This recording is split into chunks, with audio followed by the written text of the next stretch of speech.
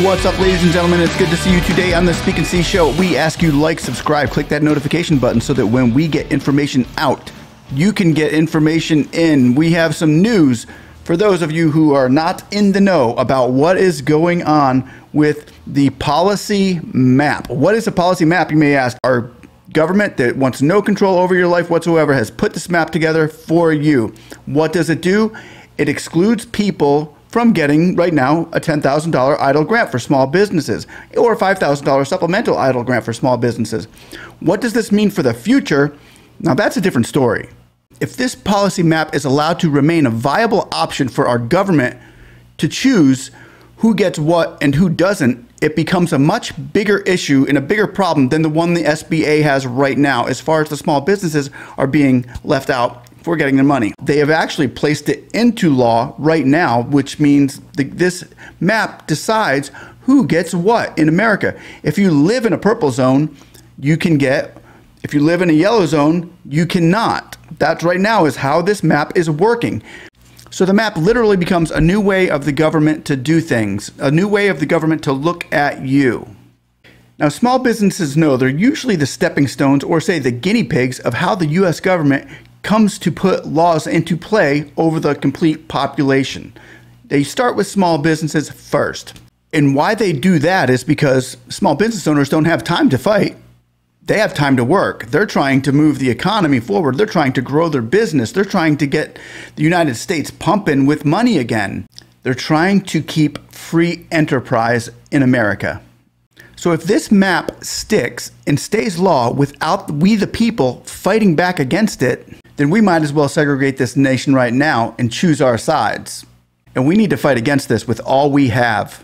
So in this map we're seeing, the government is literally pushing people to want to move to a poverty location or a low income area. It would qualify you as being, say, underserved or minority or a low income area, and you would be qualified to get money as the people are in these purple areas. So if you're in a yellow area, you don't qualify for this. If you're in a purple area, you qualify. The policy map right now is purple and yellow. If you live in a purple area, you can get benefits from the government. If you live in a yellow area, it denies you the benefits. But it might not stop there, and I doubt that it will. What happens when they bring another color in and another color, and they start segregating from those who you are close to? They start segregating you. They're literally doing this now. You see, when the government gets control of certain areas or certain locations or certain people, it usually doesn't let loose on the grip. It never lets loose. It only grabs for more and more and more and more, until one day you look back and they've got 10 different colors on this map, and then you're wondering, boy, I wish it could just go back to the purple and yellow map, because if that wasn't so bad, when the truth of it is, this was the worst one of them all. So why is there no public outcry to stop this geographical discrimination, prejudice, racism, and segregation of the American people? Why is it not out there? First and foremost, it's not out there because very few people know about this, and very few people the government want to know about this. Most of the country out there has no idea that this map even exists. The media hardly knows about it. It gets very, very little coverage. Most of the country has no idea about this map. That's why there's no outcry. They have no idea that this map is real. It's actually there. It's actually in play as we speak. Which concerns me even more now that the politicians who do know about this map aren't saying anything on either side, the Republican Party or the Democrat Party. They both seem to like it. Not only are they remaining silent about this, but they're actually pushing back media and exposure from this being presented to America. It's not just a redlining map for our country, it's a literal takeover. They're trying it on small businesses right now, and if the small businesses out there let this slide, we're getting very close to Hunger Games, lining us all up into districts until there's only one main district, which would be Washington, D.C. and its cronies. So when millions of Americans right now that own small businesses look at this map, it tells them you're declined or you're eligible due to your location. Your neighbor across the street could be eligible for $10,000. The government could go hand them $10,000. And then you, on your side of the street, put your hand out for it and you say, sorry, you're on the wrong side of the road. So as the government uses this as a way to give money to those who it feels like it should give money to and those who it can decline, it could be giving money, or it is giving money to people who really don't need it and declining people who do.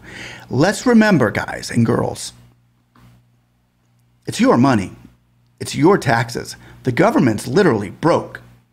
They rely on you for their money, and then they decide whether you get your money back or not. We're paying for this. The government doesn't have a dime without us. So as of right now, this map is telling our government who gets what and who doesn't. Where's the outrage? Where's the outrage? Many of you out there might say, this is far-fetched. This is just a story that I'm making up. But I'm telling you right now, read the comments below, because small businesses come to this channel right now for help. Read the comments below and ask them, is this really happening?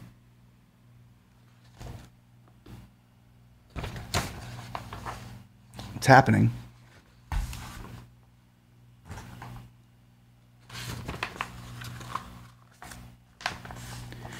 It's happening. Segregation, prejudice, racism, biased. It's all right in there. And our government's being allowed to use it right now against the American people and the small businesses of America in particular right now. But listen, don't be fooled.